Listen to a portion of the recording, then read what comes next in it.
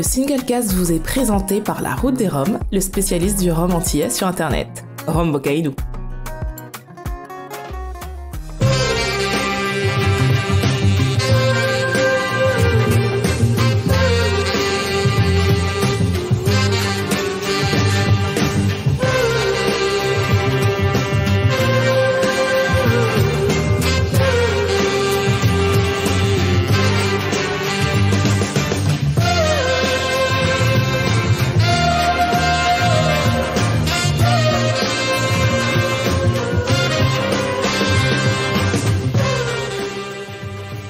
Vous écoutez le Singlecast, l'émission qui parle de rhum sans gueule de bois.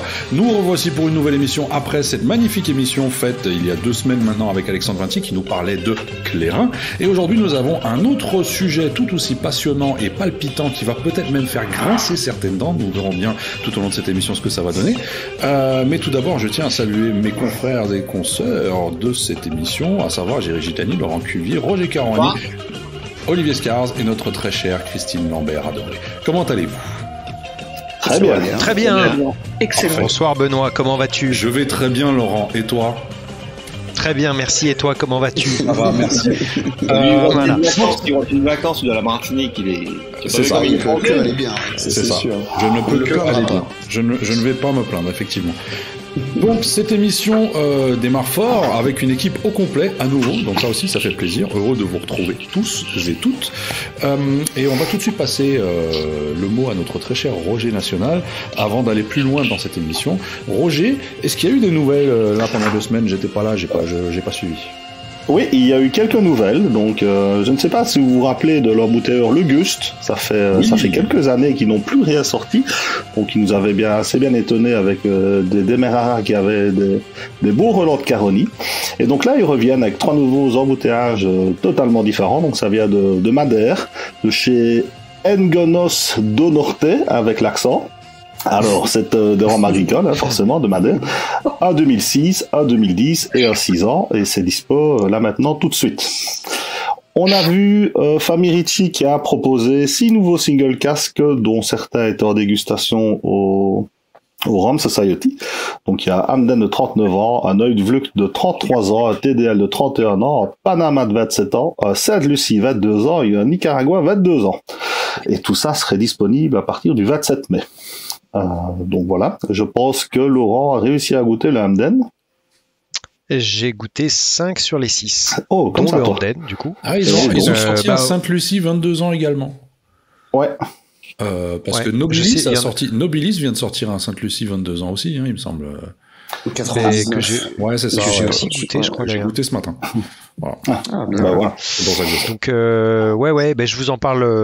Alors, attends, là, on est telle date. Ouais, peut-être même que je vous en aurai parlé quand cette émission sortira, ou ce sera sur le point 2. Ah ouais, oui, fais-le plutôt juste après, parce que niveau teasing, si les gens l'apprennent après que c'est sorti, ça sert à rien, quoi. Tu vois ce que je veux dire ? Ce sera juste après, bien entendu. Le papier pour la licorne d'Olivier. Voilà. Alors, ça pourrait. Le salon du rhum de Spa revient enfin, et donc ça fait 2 ans qu'on est privé pour diverses raisons, donc ils reviennent, ce sera le 8 et le 9 octobre. Donc j'espère qu'on vous y retrouvera.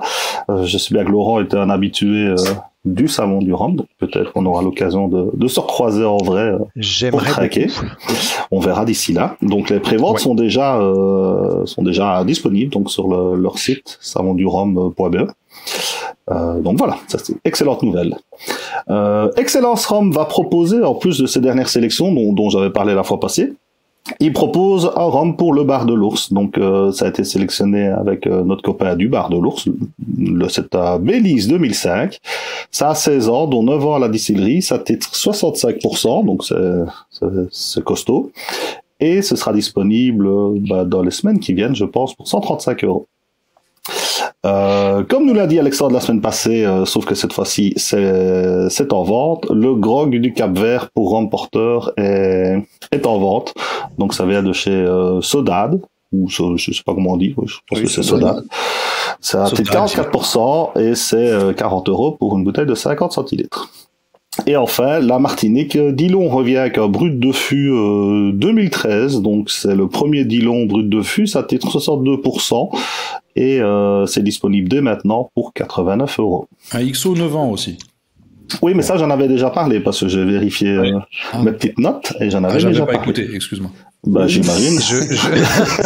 Mais à mon avis, tu n'es pas le seul, donc ça tombe bien que tu en reparles. Moi, j'avais très bien écouté et je me disais, mais oui, il a déjà parlé Oui, du il a déjà dit. Ah, bah, voilà. Et d'ailleurs, un petit conseil sur ce brut de fût là, Dillon. Oui. Old Fashion. Ah, ouais. Oh là là, incroyable parce que c'est puissant, c'est très boisé, ça marche très très bien. Oui, c'est vieilli dans des petits fûts de chêne français. Donc c'est peut-être pour ça que le boisé est un petit peu plus marqué ou quoi. Je t'en enverrai un, Christine, tu verras. Et ça sort quand? De petits fûts. Ça sort maintenant, c'est là disponible. De Old Fashion. Oui, ça fait une semaine où je pense que ça fait une semaine que c'est en vente. Depuis chez vous en tout cas. Depuis le Pas chez nous. Effectivement. Ah oui, purée, ça fait un moment alors. Ok. Ouais, elle a pas l'air contente. Christine, t'as pas l'air contente qu'il t'en envoie un? Tu rigoles, hein. Je vais couper Elle adore ça, la vidéo si tu me dis pas. En cubi. Un cubi de Old Fashion déjà préparé en prémix. Ah bah voilà. C'est tout, c'est tout pour les. Oui, hormis apparemment que Nobilis sortait à Saint-Lucie 22 ans, mais comme tu l'as dit et que je l'ai loupé, ça tombe bien. Bon, pardon. Voilà. Alors Nobilis sort à 3 nouveautés, il me semble. Il y a un Saint-Lucie 22 ans, il y a un Guyane, il y a un Diamond 2003, je crois, de mémoire, et encore autre chose. Et un Strauss Pacifique. Et un Fidji. Ben non, mais il y a aussi un. Ah oui, et il y a aussi un Montebello brut de Cologne. Montebello brut de Cologne, les petits voilà. Oui, et Wild Parrot qui va revenir aussi avec un TDL et un Clarendon, je crois. Absolument. Mais Roger, t'as raté la moitié des choses, t'étais en vacances toi aussi. Bah, j'étais un peu en vacances, effectivement. Donc, j'étais en Corse. Faut t'avouer, moi j'ai envie de dire, ça en fait des sorties d'embouteilleurs indépendants, dites donc. Oui, hein, ça alors, on en ferait bien une émission, carrément. Quoi. Jolie transition, ceci nous amène donc au sujet du jour, à savoir à quoi servent les embouteilleurs indépendants. Parce qu'on est nombreux à se poser la question, franchement. Je pense qu'on est nombreux. À quoi servent-ils vraiment? Est-ce que c'est juste un passe-temps? Est-ce que c'est une tendance peut-être? Ou est-ce que c'est un métier qui existe depuis plusieurs siècles? Je pense qu'on va déceler tout ça tous ensemble aujourd'hui. Je vous propose de déceler tout ça tout au long de cette émission. Moi, j'aurais tout d'abord tendance à dire qu'il y a embouteilleurs indépendants et embouteilleurs indépendants. Je veux dire, il y a plusieurs types d'embouteilleurs indépendants, plusieurs marques, comme on dit. Le bon et le mauvais. Dans certains milieux. Alors, je n'irai pas jusque-là. Je n'irai pas jusqu'à dire il y a du bon et du mauvais, voilà. Pourtant, il y a des mauvais. Il y a d'un côté ceux qui vont juste acheter de la marchandise, l'embouteiller et puis la mettre sur le marché. Et après, il y a ceux qui la retravaillent. Il y a ceux qui vont éventuellement aller faire des recherches un peu plus loin. Enfin voilà, je sais pas. Qu'est-ce que vous pensez de tout ça? Dites-moi un peu. À quoi ça sert un embouteilleur indépendant? Laurent, à ton avis? Merde, Laurent, c'est lequel? C'est le tien, c'est toi. Ouais. C'est moi, ok. Ouais, c'est Roger. Je suis assez... Ouais, mais on s'y perd. Je suis assez d'accord avec toi, même si tu n'en as pas dit tellement. Évidemment qu'il y a plein de sous-catégories, on pourrait dire, dans les embouteilleurs indépendants. Il y en a qui sont plus éleveurs, il y en a qui vont voir même Est-ce qu'on peut citer des exemples pendant cette des jus. Ah oui, j'espère qu'on va citer bien des sûr exemples. qu'on peut. Et alors cite-nous on un va exemple le faire. catégorie. Cite-nous un exemple pour chaque catégorie. On dit pas si c'est bien ou si c'est mal, on cite juste des exemples. Ah si, on peut dire que c'est mal. Alors, on pourrait dire par exemple que quand on va dans l'extrême du retravail de la matière, moi je pense à Ferroni, par c'est exemple, le premier qui revient souvent. puisqu'il y a non seulement des élevages que eux font, il y a des redistillations de certains jus qu'ils récupèrent. Donc là, on est vraiment sur un autre travail que de juste acheter un container ou un fût et mettre dans une bouteille avec son étiquette dessus. Mais est-ce que dans ce cas-là, c'est un embouteilleur indépendant? Oui, pardon, cette branche du travail de Ferroni que tu décris là, pour moi, c'est pas la branche embouteillage indépendant. C'est-à-dire que le jus d'origine ne vient pas de chez lui. Non, oui, c'est pas un officiel. Certains ont plusieurs casquettes, oui, mais d'accord. Mais du coup, lui, il traite le jus comme une matière première. C'est ça. Voilà. Ah, il a embouteillé des vieux aussi. Du coup, ça fait de lui, cette tranche-là fait de lui juste un distillateur, en fait. Un producteur à part entière, avec une matière première, un peu hors du commun. Il y a ce côté redistillation qui en effet est un peu extrême et on arrive vraiment un peu aux abords et on n'est plus vraiment dans la catégorie d'un bouteilleur indépendant. Par contre, sur le vieillissement et l'élevage, par exemple, ce qu'il fait également, là on retombe dans le boulot de l'embouteilleur indépendant pour moi quand même, parce que même si c'est retravaillé, ou si on parle aussi de plantation, qui va refaire vieillir chez lui chez eux à Cognac, ça reste des embouteilleurs. Alors maintenant ils ont leur distillerie à eux, donc c'est un peu différent là-dessus, mais en tout cas sur des produits, je sais pas moi, qui viennent par exemple de Fidji ou de Trinidad, ils les font revieillir. Donc là à nouveau il y a quand même un travail, et c'est pas juste, comme je disais, mettre une étiquette sur une bouteille, quoi. Mais citez-moi un mec qui se contente juste de mettre une étiquette comme ça en embouteilleur. Oui, il y en a, mais c'est pas les mêmes. Alors je pense notamment certains commerçants, peut-être, certains cavistes, peut-être. Si tu prends un des premiers embouteilleurs, tu penses aux cavistes, aux toutes petites marques. Si tu prends Chantal Comte, elle sélectionne, elle fait embouteiller quelque chose qu'elle a sélectionné. Donc c'était une des premières embouteilleuses indépendantes d'ailleurs. Et pourtant, elle fait que de la qualité, on va dire. Silver Seal. Silver Seal est un embouteilleur indépendant qui sélectionne, qui achète de rhum et de whisky et qui les met en bouteille. Alors, on parlait de Nobilis dans les news. Nobilis, pareil, ils font pas de. Oui, c'est ça, quoi. Alors, c'est-à-dire je pense qu'il y a toute une tripotée pour le coup. Alors, attendez, parce que là, il y a certains points qui ne sont pas clairs, et c'est là que ça devient intéressant d'ailleurs. À partir de quand est-ce qu'on va au-delà du fait de juste embouteiller une étiquette? C'est-à-dire que si on remanipule le produit qu'on vient de recevoir, on manipule, mais du coup, est-ce qu'une simple réduction peut être considérée comme manipulation? C'est-à-dire que j'achète un fût, je vais le réduire avant de le mettre en bouteille. Tout ce que je fais, c'est le réduire. J'y ajoute de l'eau, mais je le manipule, c'est-à-dire que je le modifie d'une certaine manière. Oui, pour moi, est-ce que du coup... Pour moi... Non, je disais le fait de retravailler ton rhum, c'est-à-dire d'en poursuivre l'élevage, par exemple. Et dans la grande tradition des embouteilleurs indépendants, ça veut dire poursuivre l'élevage sous climat continental, ce qui est déjà pas la même chose. Tu vois, par exemple, ça fait partie du boulot des embouteilleurs indépendants. Les vieux embouteilleurs indépendants achetaient des rhums jeunes, pour certains d'ailleurs des rhums blancs, mais bon, au moins des rhums très très jeunes, les rapatriaient et poursuivaient l'élevage en Europe ou sur le continent. Tu vois, donc ça fait partie du boulot d'un embouteilleur indépendant. Potentiellement. Effectivement, tu peux te contenter d'acheter du jus à Amsterdam, de le mettre dans ta bouteille et de coller une étiquette dessus. Ça sera aussi un travail d'embouteilleur indépendant. Je pense que la définition la plus simple, c'est peut-être que c'est un producteur de rhum non distillateur, non affilié à une distillerie et qui embouteille des rhums de moult distilleries. Il n'y a pas de définition légale de l'embouteillage indépendant. Il n'y a pas de définition universelle. Mais voilà. Olivier, tu voulais dire quelque chose? Oui, pour revenir un peu à ta question de base, puisque le sujet est tellement intéressant qu'on se disperse et c'est tant mieux d'un côté. Je pense qu'une façon de répondre à la question à quoi servent-ils, c'est comme le disait Jerry, s'intéresser à la chronologie.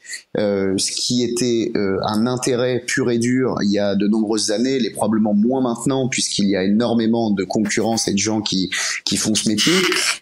Historiquement, pour moi, l'intérêt principal de l'embouteilleur indépendant était de découvrir et faire des produits et faire découvrir des produits à un marché qui n'y avait pas accès. On pense à Chantal Comte. Effectivement, il y avait accès au rhum martiniquais, mais pas sous la forme de brut de fût, sur un Saint-Plus 80 ou sur un Biel à cette époque-là. Donc ça, c'est un des petits exemples. Je suis peut-être pas d'accord avec toi sur ça, parce que si tu parles historiquement, je dirais qu'un embouteilleur indépendant est au fait un descendant direct des négociants. Et les négociants, eux, leur but n'était pas de montrer quelque chose, mais c'était juste de sortir un produit pour faire de l'argent. Enfin, de rapatrier des produits et de les vendre sur un autre marché pour faire de l'argent. Oui, voilà, c'est ça. Oui, bien sûr. Mais le but n'était pas forcément de faire découvrir des choses. Oui, quand même, parce que ok pour les négociants, que ce soit de Cognac ou même de Calvados ou autre, mais l'idée était quand même de faire découvrir des produits à un marché qui n'y avait pas accès. Donc il y avait quand même cette idée-là. Et donc quand tu regardes, donc là on parlait de Chantal Comte, mais si on parle de Vélier, le fait d'avoir déniché les Demerara, d'avoir l'idée de les laisser brut de fût, si aujourd'hui il y avait quelqu'un qui faisait la même chose, le problème c'est que ce serait plus possible parce que on va pas dire quasiment tout a été découvert, mais presque. Et puis l'idée de laisser brut de fût serait vue comme de la fainéantise, alors qu'à l'époque c'était quelque chose de très novateur d'embouteiller brut de fût. À part Samaroli, personne l'avait fait. Et puis Chantal Comte pour le rhum agricole. Donc, ce qui est marrant, et pour répondre à ta question, c'est que je pense qu'il faut vraiment contextualiser d'un point de vue chronologique. Ce qui était valable encore une fois il y a quelques années n'est plus valable maintenant. Quelqu'un qui aura envie d'embouteiller brut de fût, on le taxera de feignant ou de fumiste ou de mec qui met juste une étiquette, etc. Alors qu'à l'époque c'était hyper novateur et génial parce que la tradition plutôt anglo-saxonne était de tout réduire à 46 ou entre 43 et 46 degrés parce que tu comprends, au-delà c'était considéré. Alors ça, pour la petite anecdote, je relisais pas mal de choses sur Bristol. Et ce qui est assez marrant, c'est que c'est écrit noir sur blanc sur le site internet que puisque l'alcool autour de 70 degrés est considéré comme une substance inflammable et dangereuse, pour Bristol, c'est considéré comme complètement impropre à la dégustation et c'est écrit noir sur blanc, quoi. Donc c'est assez marrant de voir aussi certaines justifications de parti pris pour les réductions. Donc bon, finalement. Encore une fois. Ça, c'est quelque chose. T'as pas mal de maîtres de chais qui te le disent aussi et qui ne boivent pas de brut de fût, simplement. Tout à fait, bien sûr. Ça ne convient pas, ça ne se Oui, là, c'est plus aussi dû à l'âge de John Barrett, qui est d'une autre génération aussi. Et probablement, oui. Bah oui, non, bah c'est vrai. Et lui-même le dit, c'est comme ça que je bois mon rhum et c'est comme ça que je l'aime. Donc, c'est pas péjoratif de dire ça. C'est juste que lui, s'il sort des bruts de fût. Je trouve que c'est un gros tacle quand même pour tous les gens qui... De toute façon, il nous écoute pas, donc ça va. Mais il le dit lui-même, il fait des bruts de fût parce qu'il y a une demande sur le marché, mais lui, son rhum, il le voit entre 43 et 46 degrés. Et c'est vrai qu'au final, ces réductions sont plutôt pas trop mauvaises.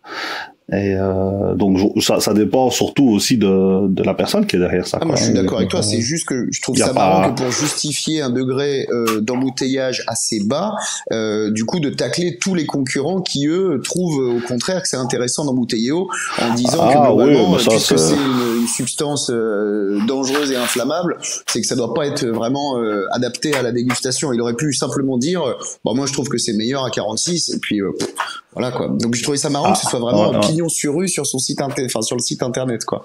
Mais ça j'avais pas vu. Moi il me l'avait dit texto sur l'interview qu'il faisait ça parce que c'était dans sa tête, c'est comme ça que ça se vivait, que c'était comme ça que c'était le plus agréable. Je t'assure, c'est vraiment sur le site internet. Quand tu regardes la façon de travailler, c'est surprenant ce parti pris, mais bon, voilà, c'est bien aussi un côté un peu agressif de temps en temps. D'ailleurs, je pense que si vous êtes allé voir sur le site internet en question, dites-le nous en commentaire s'il vous plaît, ça peut être intéressant. Et faites-nous une capture d'écran pour voir si c'est vrai. Plusieurs pour être sûr. Avec la date du journal à côté.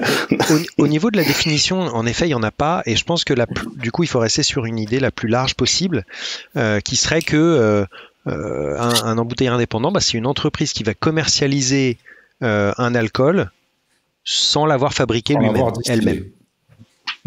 Ouais. Voilà. Donc je suis d'accord avec Christine quand elle disait que Ferroni sur les trucs qui redistille, lui du coup il le fabrique. Donc c'est une image de faire qu'il considère son jus de départ comme une matière première qu'il va retravailler. Ça reste une petite partie de sa gamme, ça au final. Oui, bien sûr. Après tous les autres qui en effet vont faire de l'élevage et retravailler l'alcool, ça reste des embouteilleurs indépendants. Mais oui, tout ce qui n'est pas officiel est indépendant. Ouais. Sauf Vélier qui est dépendant. Mais lui, ça c'est parce qu'il a inventé sa catégorie. Ouais, il est embouteilleur dépendant. Alors, si je vous pose la question, y a-t-il trop d'embouteilleurs indépendants en 2022 ? Vous me répondez quoi ? Attends, avant de... Oui, pardon, Christine ? Oui, non, mais en vous écoutant échanger un peu avec véhémence, dois-je dire. Ah ben non, mais je vous ai pas vu depuis plusieurs semaines, donc je me rendais moins compte. Donc, la question à quoi sert-il ? Mais déjà en vous entendant échanger, on voyait clairement que aujourd'hui le principal service des embouteilleurs indépendants, c'est qu'ils donnent à voir de multiples facettes d'une même distillerie, par exemple, ou d'un même rhum, ou d'une même provenance, puisque comme tu dis, tu vois, le même rhum embouteillé par Vélier ou Bristol, enfin la même distillerie embouteillée par Bristol, sera travaillé différemment. Dès le départ, tu sais que tu vas acheter un parti pris radicalement différent. Par exemple, ou plantation, ou clairement. Et les embouteilleurs indépendants aujourd'hui les plus connus ont quand même une patte ont quand même alors oui et non. Oui. En tout cas, un style, même quand ils se contentent. Donc... Alors, je comptais revenir sur ce sujet plus tard, mais si on l'aborde déjà maintenant, abordons-le, et puis on reviendra sur l'autre après. Ils ont une patte, je pense, alors c'est peut-être un avis personnel, hein, mais je pense que ceux qui arrivent à avoir des sources propres auprès des distilleries arrivent à avoir une patte. Par contre, tous les autres qui ont plutôt la même source, non. Ça reste dans un style bien précis. Non, parce que ils peuvent avoir la même source, mais pas les mêmes accès. On voit une évolution en plus, puisque on voit maintenant des embouteilleurs indépendants qui vont assembler des rhums d'origine différente. Ça, c'est assez nouveau chez les embouteilleurs indépendants. C'est novateur, ouais, effectivement. Et bon, je sais pas ce que vous en pensez, mais c'est vrai que quand tu assembles de l'australien, du barbadais, c'est vrai que les embouteilleurs historiques faisaient pas ce genre d'assemblage. Parce qu'il faut trouver un moyen de se démarquer, en fait. C'est ça. C'est surtout un moyen de se démarquer. Mais après, je veux dire, on va pas se mentir, beaucoup de marchandises qui se retrouvent sur le marché des embouteillages indépendants aujourd'hui viennent de chez Shear ou de Main Rum Company à Liverpool. Acheter des fûts là-bas, alors déjà, c'est eux qui décident en quelque sorte ceux qui mettent sur le marché et ça que tu auras droit. Ce qui veut bien te rendre, surtout. Ils t'envoient une liste et bizarrement, ils vont envoyer des listes plutôt similaires à toutes tes concurrents, ce qui fait que on a, comme je dis, maintenant on a 2 Saint-Lucia 22 ans qui sortent en même temps. On a X Diamond 2003 qui sortent en même temps. Et ça chez les embouteilleurs indépendants. Et finalement, on se rend compte que ce sont des fûts-sœurs. Et donc les produits sont plus ou moins les mêmes, que ça sorte chez l'un ou chez l'autre. Il y a que le nom et le prix qui changent. Donc c'est là que je dis, c'est pas donner une patte dans ce cas-là. C'est t'as acheté un fût, tu l'as mis en bouteille. Ton concurrent a fait la même chose avec le fût d'à côté. Les deux produits ont peut-être des légères différences, mais sont globalement similaires à 85%. Voilà. Alors que derrière, à mon avis, un embouteilleur indépendant qui arrive à se sourcer directement à certains endroits, type plantation, type vélier, type, je sais pas, ils auront peut-être plus plus l'envie et peut-être plus la chance de manipuler le produit. Je suis pas sûr qu'il y ait un seul embouteilleur indépendant qui puisse se sourcer uniquement chez les distilleries. D'abord, la plupart. Je dis pas que c'est le seul. Je dis pas que c'est le seul. Ce que je dis, c'est que la majorité, par contre, achète au même endroit. Ouais, voilà. Oui, par contre, la majorité n'a pas accès aux mêmes qualités de fûts. Ils sont très, très, très, très peu nombreux. Oui, c'est ça. Et pas pour tout leur catalogue. Donc ça, tu vois, c'est compliqué de faire une différence avec ça. Non, mais je pense que la pâte, peut-être dont Christine parlait, pour moi, c'est plus le travail qui est fait sur ce qui est acheté. Même si c'est acheté au même endroit, derrière, si c'est Bristol dans une réduction qui est à peu près toujours dans la même fourchette, si c'est retravaillé dans des fûts, par exemple des fûts de cognac sur la majeure partie des ou édulcoré à la Rendition, par exemple. Ouais, voilà, ouais. Donc voilà, on peut retrouver une identité un peu au travers de ce genre de choses, mais à condition que ce soit retravaillé. C'est ça. De toute façon, si c'est embouteillé tel quel, non, il y a pas. Or aujourd'hui, on a ce souci, c'est qu'on en trouve beaucoup qui sont embouteillés tel quel, avec des références très similaires et qui finalement viennent tous du même endroit. Sauf que le marketing, après le marketing ira te dire que le produit était tellement génial tel quel qu'ils n'ont pas eu envie de le manipuler. Alors c'était un argument qui peut arriver, qui à mon sens était recevable il y a plusieurs années. Alors je reprends l'exemple de Vélier ou de Chantal Comte, mais maintenant je trouve que c'est un argument qui est plus trop recevable. C'est comme quand on te dit je n'embouteille que des single casks. Il y a quelques années ça avait du sens puisque c'était quelque chose qui est tellement exceptionnel sur le marché qu'on comprenait bien ce que ça voulait dire. Il y avait tellement de fûts, on a tout goûté, waouh, celui-là est dingue. Et donc le client y croyait, le consommateur y croyait, trouvait ça cool. Maintenant aujourd'hui tout le monde embouteille des single casks et au final tu te retrouves avec une pléthore de single casks et tu as du mal en fait à comprendre qu'est-ce qu'il a de plus exceptionnel que le single cask du voisin. Parce qu'effectivement ça vient comme tu disais, de la même source et c'est des fûts jumeaux. Donc ouais. Et c'est ça qui est triste, c'est que dans les deux cas, c'est même pas eux au final qui vont décider à 100% de ce qu'ils bien sûr, c'est-à-dire qu'ils diront ce qu'ils veulent sur le marketing, mais l'histoire sera sûrement différente en réalité. Ça sera qu'on leur propose un fût, ils l'acceptent, ils l'acceptent pas. S'ils le veulent pas, on va le donner à quelqu'un d'autre. Et quelqu'un va le sortir parce qu'il aura pas accès à autre chose et que le marché veut ça comme ça. Et en plus, il y a cette course à l'embouteillage, les mecs qui sortent les embouteillages tous les 3 mois, 3 par 3, et qui te disent on a déjà un programme sur 2 ans. Ouais, c'est vrai. Voilà, tu vois, et chaque embouteillage qui sort, c'est 250 € minimum. Enfin voilà, il y a tout ça qui... Mais c'est vrai que depuis... ça, je suis complètement d'accord avec toi et depuis je sais, de toute façon tu n'as pas j'aurais bien c'est pour pas que tu me coupes mon micro, j'aurais bien du mal à dater le début de cette déferlante d'embouteilleurs, alors pas mal nordique me semble-t-il, qui propose que des trucs single cask de fût et très cher. Je me demande si ça n'a pas commencé avec Wild Parrot en fait. C'est vraiment les derniers arrivés là. Alors non, il y a les pays de l'Est maintenant qui s'y mettent aussi tout doucement. Il y a de plus en plus les Polonais, les Tchèques. Les Tchèques. Quand Wild Parrot est arrivé, je trouve que c'était vraiment le départ entre guillemets de la course au buzz à sortir le machin avec la plus belle étiquette, la plus belle bouteille noire et le prix le plus fou. À part son premier Hamden qui était à un prix relativement correct et qui était d'une qualité vraiment top. Après, on remarque qu'il y a légère baisse dans les qualités, je trouve. Chez qui, tu disais? Chez Wild Parrot, par exemple, mais ça va souvent chez beaucoup d'embouteilleurs. Tu remarques souvent que le premier et le deuxième sont sympas, puis après, ça rediminue un petit peu. Et après, c'est beaucoup du marketing, quoi. Et on te sort des trucs pour sortir des trucs. Je n'ai pas l'impression qu'on sort des trucs parce que c'est bon, j'ai l'impression qu'on sort des trucs pour sortir des trucs, chez certains, en tout cas. On sort des trucs parce que ça se vend. Oui, c'est ça. C'est ça qui est malheureux aussi. Souvent des bouteilles en plus qui vont être rarement ouvertes parce qu'elles coûtent tellement cher que les gens se disent on va la revendre dans 3 ans. Et au final, j'espère que dans 3 ans tout le monde s'en foutra. Donc comme ça, ils les ouvriront peut-être à ce moment-là. Et on verra vraiment ce que ça vaut.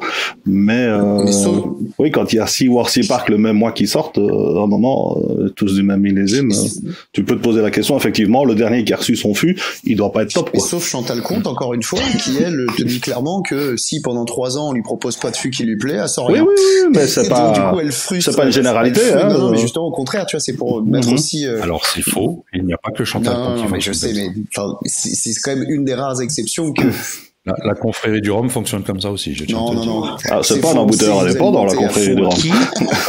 Ouais, alors tu vois, ce roi m'arranger, là, par exemple, c'est fini. Mais nous, on n'est pas embouteilleur indépendant. Là. Ouais, vous êtes partenariat. On a des chefs sélectionnés. En plus. Alors justement, là est la question. Est-ce qu'on est embouteilleur indépendant? Non, parce que vous gardez l'identité de la marque. Voilà, vous appelez. Ça reste la marque de la distillerie. C'est ça. Avec le logo de la confrérie, donc on n'est pas embouteilleur indépendant. Effectivement. Allez. Voilà. Alors. Allez dire quelque chose. Vas-y, Olivier. Vas-y, je t'en prie, Christine, je t'en prie. Ah non, moi j'allais dire une grosse connerie, donc ils vont me dire. Dis-la ta connerie. Bah, à toi, Christine, s'il te plaît. Ah non. Non, elle a pas encore assez bu. Je l'assume pas, celle-ci. Tu l'assumes pas, mais justement. J'appelle un coursier. Non, moi, ce que je voulais dire par rapport à ce que vous disiez du travail, à partir de quand on considère que c'est un travail et autres, c'est là où de toute façon on est obligé de se renseigner, comme on disait, sur la façon dont ils ont acquis les fûts, parce que sinon, si t'écoutes que le marketing, malheureusement, tu sais plus qui croire, et donc après, ils peuvent te raconter n'importe quoi. Te faire avoir, entre guillemets. Malgré tout, tu disais, Benoît, à juste titre, que étaient très rares ceux qui arrivaient à se sourcer directement dans les distilleries. J'ai quand même, alors, je veux pas du tout lui enlever du mérite, au contraire, je dis ça vraiment pour le mettre en avant, mais pour aussi dire que ça semble être possible quand tu prends l'exemple d'All Brother. Je dis pas que c'est impossible. impossible. Moi non plus. Mais tu vois, j'ai quand même l'impression, alors même si je me doute que ça doit être bien compliqué et qu'il a dû en chier le pauvre Anto pour faire ça, son collègue aussi, Julien, mais il y a quand même, j'ai l'impression, la possibilité de le faire pour peu que tu te donnes les moyens de le faire. Et que peut-être aussi, là encore, c'est une solution, si ce n'est de facilité, en tout cas de confort, d'aller faire ding-dong chez Maine ou chez Shear. Et c'est beaucoup plus difficile de prendre son avion, et je sais que Wild Parrot l'a fait sur certaines cuvées, Anto l'a fait alors qu'effectivement il avait quand même aucun background là-dedans, et qu'il a réussi à se sourcer, tu vois, donc allez-y les gars, quoi, merde. Allez-y tous. Alors Alors tout à l'heure, on a donné comme définition plus ou moins primaire qu'un embouteilleur indépendant, c'est quelqu'un qui donc sortait des produits qu'il n'avait pas distillés, d'accord? Si je vous donne l'exemple de BD Trésor, Hardy, Eminente, Mais c'est pas des embouteilleurs indépendants, ça. mais ils ne distillent pas non plus. Ce sont des marques. Oui, mais tout comme de la même manière que Bristol Spirit, c'est une marque. Non, mais là, je veux dire, ils n'embouteillent pas des provenances, ils embouteillent leur marque, qui est monoprovenance, et qui est monodistillerie. Ouais. Mais Donc, qui n'est pas C'est distillé. la même distillerie, qui vient de la même Non, mais distillerie. pareil, je c'est- où tu veux en venir, ouais. Ah non, je voulais juste amener la confusion Non, dans je le suis débat. d'accord avec toi, c'est intéressant. Là, Ça fout bien la merde. dans ce cas-là, la distillerie distille pour la marque.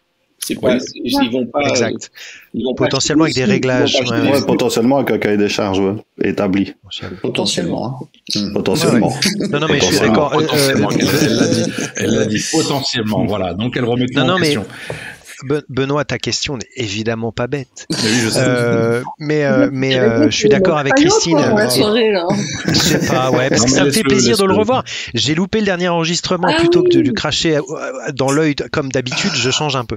Je suis d'accord avec Christine et Jerry, c'est-à-dire que dans ce cas-là, ils ont que leur marque à eux, Ouais. donc c'est une seule provenance, Ouais. et la distillation se fait pour eux. Donc certes, c'est pas eux qui le distillent. Donc c'est un peu un entre-deux, mais je pense que ça tombe pas dans la catégorie des embouteilleurs Non, indépendants. non, non.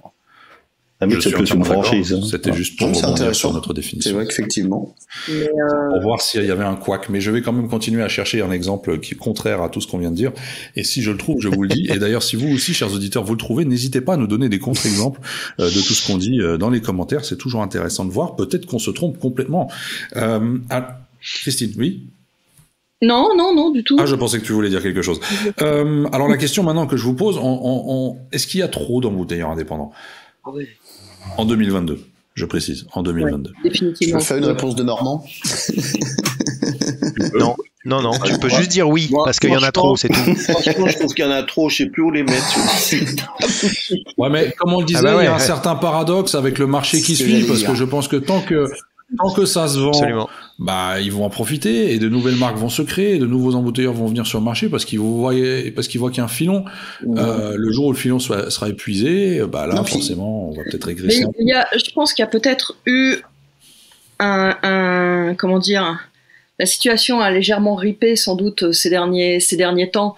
C'est-à-dire pendant longtemps, tu ne pouvais pas espérer goûter certaines distilleries Oui. sans passer par un embouteillage indépendant. Encore aujourd'hui, si tu veux goûter du Clarendon, du Monémusc ou en Vulcana, tu es obligé d'aller chez les indépendants. Tu vas pas trouver d'embouteillage officiel, tu vois. Donc Il y a Clarendon là, il officiel. s'agissait même pas de vouloir découvrir une facette différente de ce que fait une distillerie. Il s'agissait tout bêtement C'est de ça, pouvoir de faire goûter telle découvrir, ouais. distillerie. Tu es obligé de passer par les indépendants. Déjà, ça se réduit quand même aujourd'hui, puisque regarde, même Ouais. des distilleries qui ne bossaient que sur du vrac ou avec... Ouais, ils approprient leurs produits. quoi. Ouais, commence Mhm. maintenant, tu vois, on le voit de plus en plus. Donc c'est le cas en Jamaïque, c'est le cas Même Weird a sa propre West, marque. West Indies, exactement. Donc, Fidji aussi. Fidji. Fidji, ouais. Donc, ouais. dans la mesure où maintenant les distilleries commencent à capitaliser elles-mêmes, pas folle les guêpes, elles ont quand même bien compris qu'elles pouvaient. Ils ont mis un peu de temps, quand même. Voilà. Fidji, Ouais. elle est pas tout. Donc déjà, ça assèche légèrement ça, mais surtout, les distilleries, je pense, ces dernières années, elles aussi ont commencé à capitaliser sur les boîtes de fût, sur les single casques, sur les éditions bah oui, millénaires, bien etc., sûr, ouais.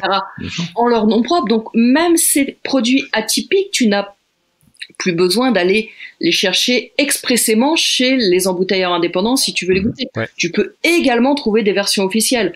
Ça veut pas dire qu'elles seront meilleures, moins bonnes, etc. Mais si tu veux, du coup, je trouve que le boulot des indépendants est peut-être aujourd'hui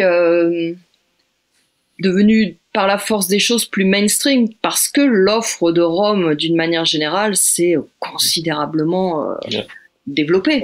C'est vrai. Exactement. Ouais. Ouais. C'est un peu ce que tu dis en filigrane, mais pendant longtemps, les embouteilleurs indépendants, ils permettaient premièrement de goûter certaines distilleries qui sinon n'étaient pas disponibles. Ok. Et puis ils amenaient une certaine innovation. En effet, trouver des brutes de fût chez les embouteilleurs officiels, c'était quelque chose qui n'existait pas trop jusqu'à il y a encore pas si longtemps que ça, alors que les embouteilleurs indépendants s'étaient engouffrés dans la brèche et avaient permis de déguster ce genre de choses. Et donc je pense qu'ils ont un peu, voilà, ils ont repoussé certaines limites, ils ont agrandi le périmètre dans lequel les distilleries peuvent maintenant s'amuser aussi, et les distilleries ont tendance à les rattraper. Ouais. Par contre, il reste encore quelques secteurs où quand même, et je sais plus si c'était Olivier tout à l'heure qui en parlait brièvement, par exemple sur les blends de différentes origines, où en effet on voit plusieurs embouteilleurs qui font des assemblages, que ce soit Compagnie des Indes, que ce soit Famille Ricci par exemple, même SBS, même SBS ou Plantation en fait, SBS, Et donc ça c'est vrai que c'est quelque chose, par nature même, par définition, un embouteilleur officiel, il va bien être dans la panade pour faire ce genre de choses, vu qu'il a sa distillerie à lui, c'est un peu compliqué, quoi. Oui, mais là, il marche pas sur sur les plates-bandes des distilleries, il marche sur celles des marques. Tout à fait. Il marche sur celles des marques, point barre, tu vois. Ouais. Mais c'est justement une nouvelle tendance pour se démarquer. Ils ont pu, effectivement, ils ne peuvent plus se sourcer auprès d'une distillerie et proposer un produit un peu différent justement de la distillerie.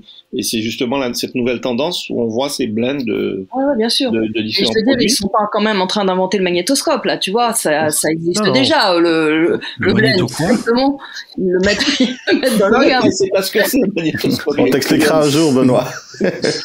Le magnétoscope. Non, puis l'autre, un phonographe. L'autre intérêt aussi, puisqu'on parle encore une fois d'intérêt, c'est que il y a de nombreuses distilleries, même encore maintenant, surtout celles qui font du volume, qui globalement ne pourraient pas ou ne voudraient jamais s'embêter à faire des toutes petites séries limitées parce que ça a un coût énorme par rapport à des économies d'échelle quand tu sors du volume. Et donc un des autres intérêts des embouteilleurs indépendants, et de dire regardez ça je trouve ça génial, ah ouais mais non ça c'est nous ce fût là on sait pas quoi en faire parce que tu vois je pense par exemple, alors même si voilà vous n'êtes pas indépendant, bon bouteilleur indépendant, mais regardez ce que vous avez fait avec Clément, le fût que vous avez sélectionné avec Clément, et je sais pas ce qu'ils auraient pu en faire, et finalement vous êtes arrivé en disant purée ça c'est génial, et puis voilà vous l'avez mis en bouteille. Et ça il y a plein d'exemples comme ça de gros mastodontes qui ont des pépites, qui ont des trucs incroyables,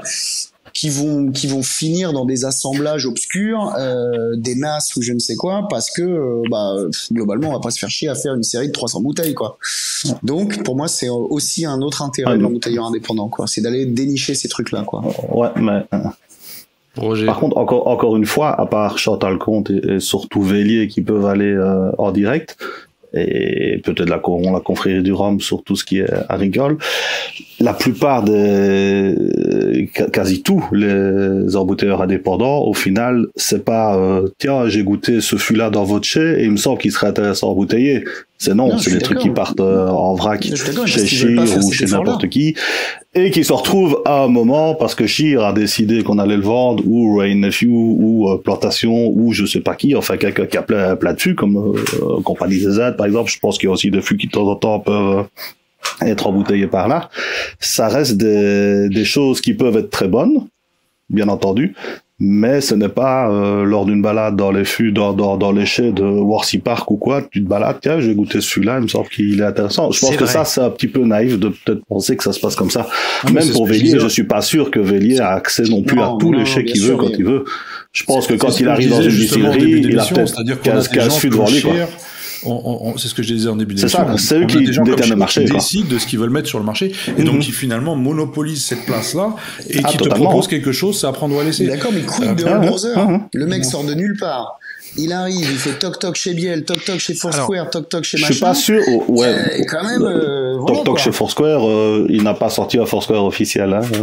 Tu vois, je pense pas. Il y a eu un Biel officiel, il y a eu Clément et des Sainte-Lucie.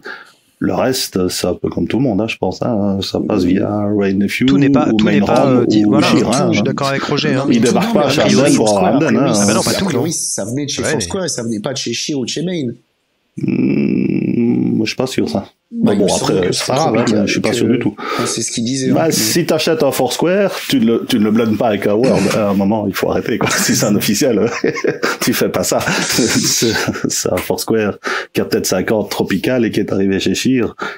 Et voilà. Non, après, c'est pas grave. En effet, je pense qu'il y a très peu de gens qui vont sélectionner directement dans les chais des distilleries. Après, je pense qu'il peut quand même aussi y avoir, dans une certaine mesure, une sélection chez Main Rum. Bien entendu. C'est-à-dire que il t'envoie pas forcément un échantillon d'un fût. Non, il pas mal. Voir tu vas sur place. Alors, tu vas sur place. Alors, je sais pas si tu peux aller sur place. Il n'y a pas longtemps, qui a lui fait appel pour certains de son embouteillage à Main Rum. On te demande dans un premier temps ce que tu cherches ou ce que tu veux, on t'envoie une liste et dans cette liste tu coches ce qui t'intéresse et on t'envoie des échantillons. Tu goûtes les échantillons et puis tu leur dis voilà ça me plaît, ça me plaît pas et après on t'envoie, enfin t'as les prix généralement sur la liste et tu fais tes achats en fonction de ça. Voilà. C'est pas très compliqué. Alors encore une fois, c'est ce qu'il m'a dit. Donc moi je le prends comme argent. Et chaque échantillon chez Main, du moins dans ce cas-ci, était quand même facturé 200 livres, je crois. Un échantillon de 30 centilitres. 25 oui, c'est vrai qu'il te les facture. Ouais. Pas mal. Par exemple, moi j'avais on parlait, Roger, brièvement du Hamden 39 ans de Famille Ricci. Ouais. Et c'était justement à l'hôtel Monte Cristo pour le Rum Society, là, on dégustait ça, et il nous racontait, à moi et aux autres personnes qui étaient dans la chambre à ce moment-là, la manière dont il avait trouvé ce fût. Et il était là-bas, donc au Royaume-Uni, chez Main Rum, et il devait, le guide avait un certain nombre de fûts qu'il voulait lui faire goûter. Il était là-bas avec son frère, et donc son frère parlant mieux anglais, c'était surtout le frère qui faisait la communication, et à un moment Morgan est allé se perdre entre guillemets, c'est-à-dire qu'il est un petit peu essayé d'esquiver, et il est tombé sur une petite pyramide de 6 fûts ou je sais pas quoi, et il y en avait 2 qui avaient l'air d'être des Hamden, mais des trucs qui étaient, l'apparence du fût donnait l'impression que c'était très très vieux. Et donc il a fait apparemment le lourdeau, mais ce qui a payé, enfin le lourdeau dans le sens il a vraiment beaucoup insisté. En plus, comme il parle pas bien anglais, c'est d'autant plus compliqué, je pense, pour la personne chez Main Rum. Et a priori, il a goûté, et c'est comme ça que ce fût aurait été sélectionné, donc un peu par hasard et par chance, mais oui, si tu suis le schéma classique, effectivement, on te le propose pas. Mais j'ai envie de te dire, tu viens de mettre le doigt sur un truc. Je reviens à la question initiale qui était est-ce qu'il n'y en a pas trop aujourd'hui? Oui. Mais le coup du petit fût que tu vas trouver par hasard, ou tu sais, du fût mystère qui a refait surface alors que tu te baladais et que hop, il était caché dans les toiles d'araignée, mais c'est toi qui es tombé dessus, quelle chance, mon Dieu. Attention, là, ça fait penser à Caroni presque. Non, mais tu vois ce que je veux dire. Il a trébuché, l'histoire italienne. Alors, ton histoire, elle est cool. Elle t'arrive une fois, d'accord, elle t'arrive 2 fois, là, faut que tu joues l'auto, vieux, parce que clairement. C'est la seule fois. C'est la seule fois où j'ai entendu dire ça. Je connais qu'un seul type à qui c'est arrivé plusieurs fois ce genre d'histoire. Attends. Je vais pas citer son nom. Et ça lui arrive régulièrement. Ouais, d'accord, mais dans plusieurs pays. On va te dire, tu as un tout petit caviste ou un tout petit embouteilleur indépendant qui a besoin de trouver 2 fûts tous les 10 ans, ça va aller. Mais si tu es un embouteilleur indépendant qui veut garantir une qualité de sélection, une qualité d'élevage et une qualité de produit, mois après mois, année après année, et s'inscrire dans la durée, laisse-moi te dire que tu vas pas aller tomber sur tes petits fûts derrière les trucs d'araignée. Là, non, mais évidemment, et il n'était pas question de ça. C'était juste ce fût précis. Tout le reste de sa gamme, il n'a jamais sorti ce genre d'histoire. Et le problème aujourd'hui, c'est qu'il y a tellement de petits, justement, comme ça, c'est que comment veux-tu... c'est compliqué. On va reciter l'exemple que vous n'arrêtez pas de sortir de Chantal Comte, mais l'exploit pour moi, c'est d'arriver à sortir régulièrement des produits qui tiennent la route. Parce que sortir un top fût tous les 10 ans, je pense que quand t'as une bonne connexion quelque part, bah t'attends de tomber sur le top fût. Et honnêtement, si t'en trouves qu'un tous les 10 ans, c'est que ta connexion, ils te font pas passer en priorité. C'est encore autre chose. Tu vois ce que je veux dire ? Et le problème, c'est qu'aujourd'hui, il y a beaucoup de petits, mais qui ont le droit, qui ont 2 fûts par-ci, 1 fût par-là, et du coup, bon, bah, c'est bien, ça fait vendre de la copie, hein. Moi, la première, ça fait remplir des colonnes de blog, etc. Mais tu vois, tu vas en goûter un top d'un seul coup, et puis les suivants, tu les passeras sous silence parce que tu te demandes vraiment d'où ils sont tombés, tu vois. Est-ce que ou quand t'es obligé d'acheter d'autres trucs, quoi. Ouais, voilà. Est-ce que l'exploit, c'est ça? Je te rejoins parce que quand tu es caviste, tu vas vendre un top truc et puis les 4 autres que tu as achetés à côté, tu restes sur tes étagères, tu les vends pas. Ah, clairement. Parce qu'on t'a dit, tiens, si tu veux ce top truc, tu seras gentil de prendre 2 Worthy Park et 2 Fiji et clairement, donc je tape dans le tas. Hein. Ouais, bravo. Hein.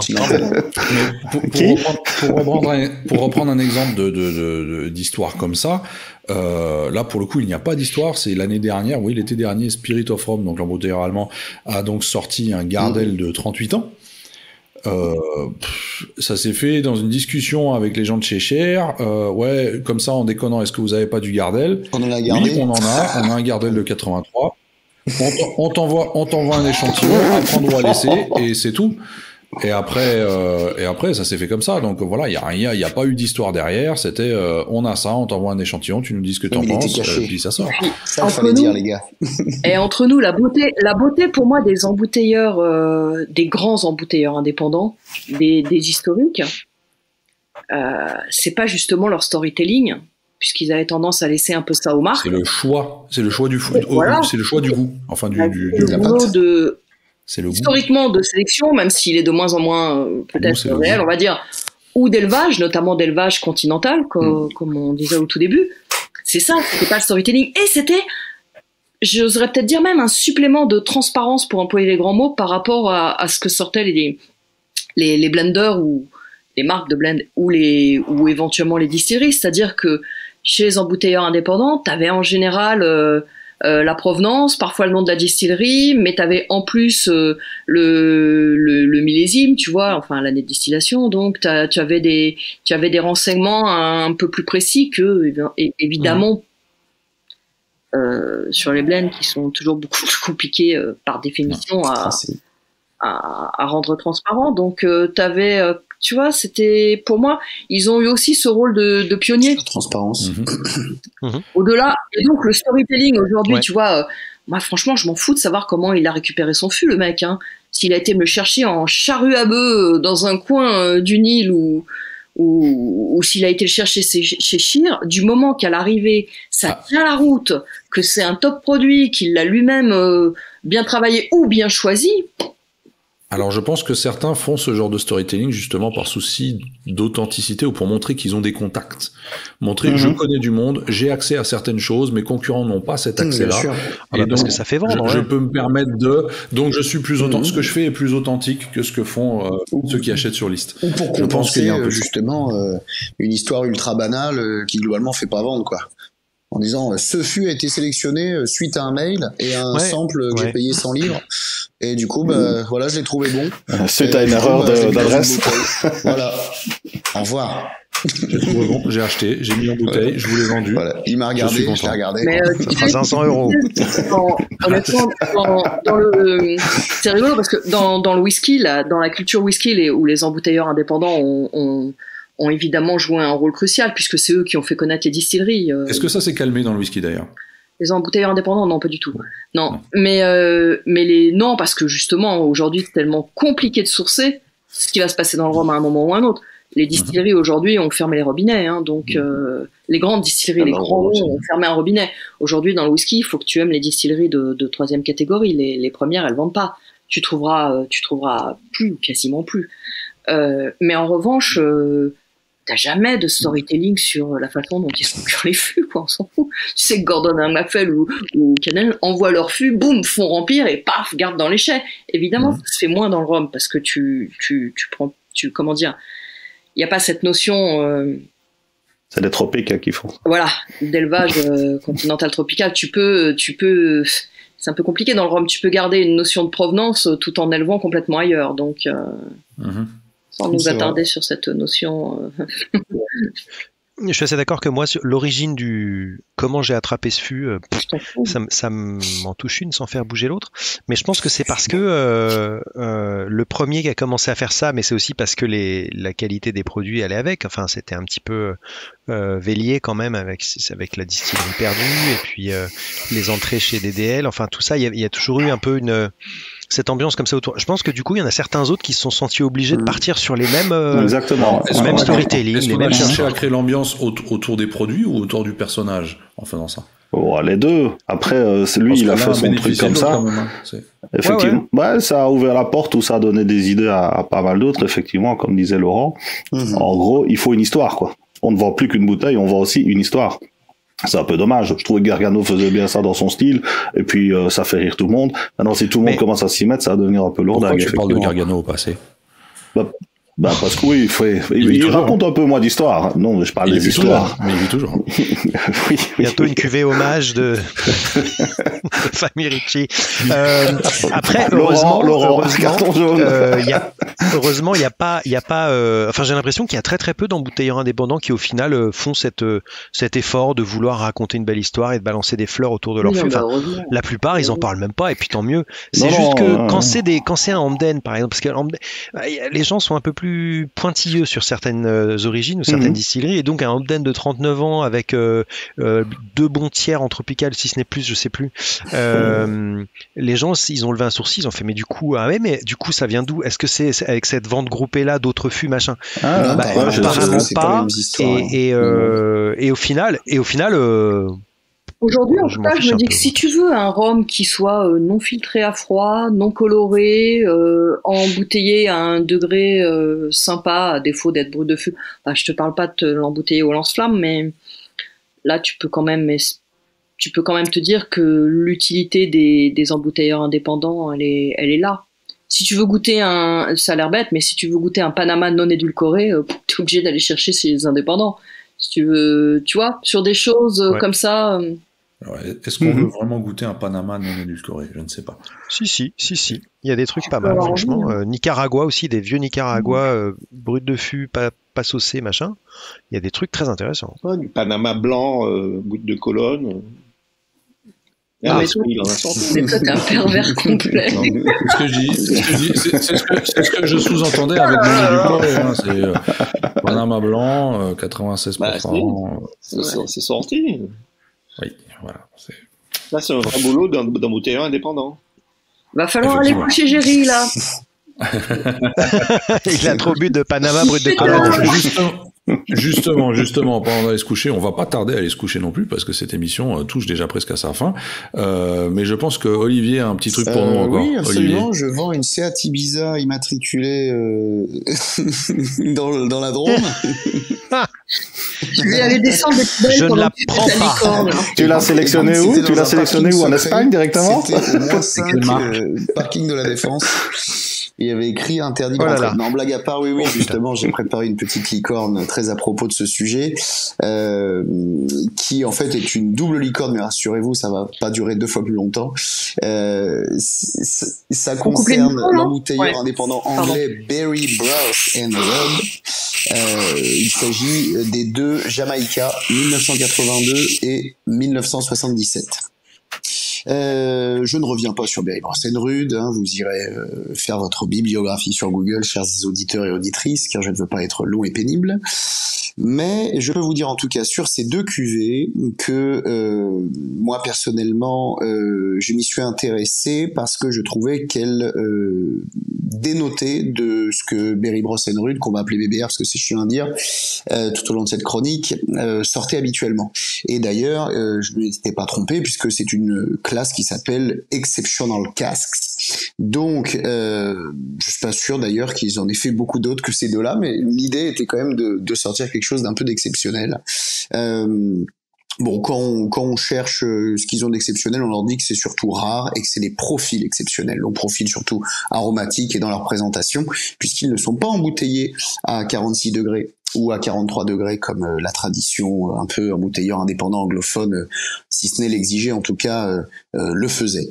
Pour ce qui est du 82, il est resté hyper longtemps sur le site internet italien All Whisky parce qu'il était quand même assez cher et donc les gens préféraient probablement à raison se jeter sur les Demerara et sur les Caronnivellier. Moi quand même ça m'intriguait parce que je voyais une bouteille jamaïcaine dont la distillerie n'était pas connue mais qui affichait plus de 30 ans de vieillissement et à l'époque bien avant que on sorte des 39 ans et autres comme si c'était quelque chose d'assez fréquent, bah ça l'était pas il y a une dizaine d'années et donc c'était assez fou et puis pareil carafe atypique, coffret atypique, donc j'ai eu envie de me laisser tenter, je l'ai splitté, tout est parti, j'ai pu le goûter, j'étais content. Et puis la version 1977, alors là encore plus cher, donc là j'avais abandonné l'idée de l'acheter. Et puis il faut rendre hommage à Freddy Lucina, le patron de la cave parisienne à Rome, que je fréquentais pas mal pendant un moment quand j'ai commencé à découvrir le rhum. J'ai fait pas mal de dégustations grâce à lui. Et il se trouve que ce millésime est son année de naissance et qu'à l'occasion, si je ne dis pas de bêtises, de ses 40 ans, il a ouvert pas mal de bouteilles de 77, je me souviens d'un Trois-Rivières notamment, et ce fameux BBR Jamaica 77, et très gentiment il m'a permis d'en avoir un petit sample pour pouvoir à la maison faire un petit comparatif entre le 82 et le 77.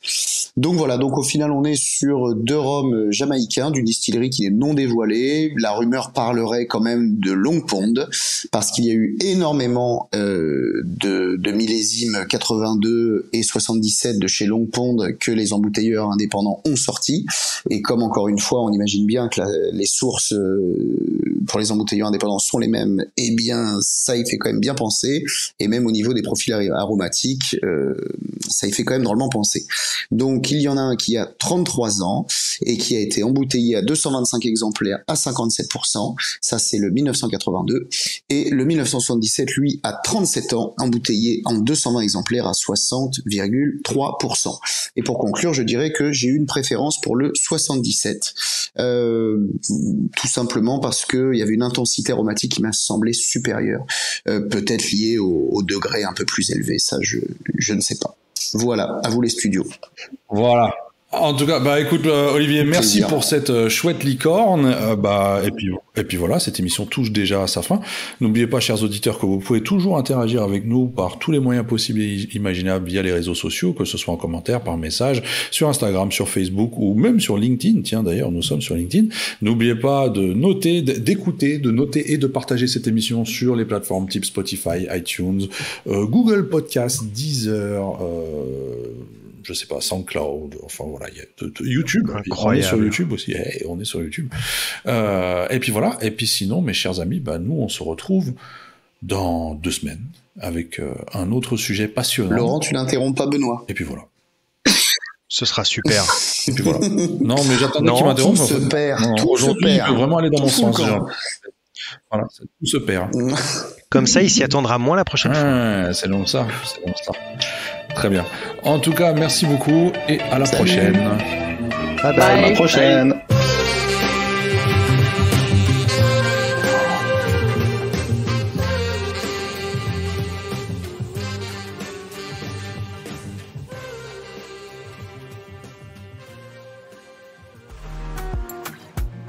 Le Singlecast vous a été présenté par La Route des Roms, le spécialiste du rhum antillais sur Internet. Rhum Bocainou.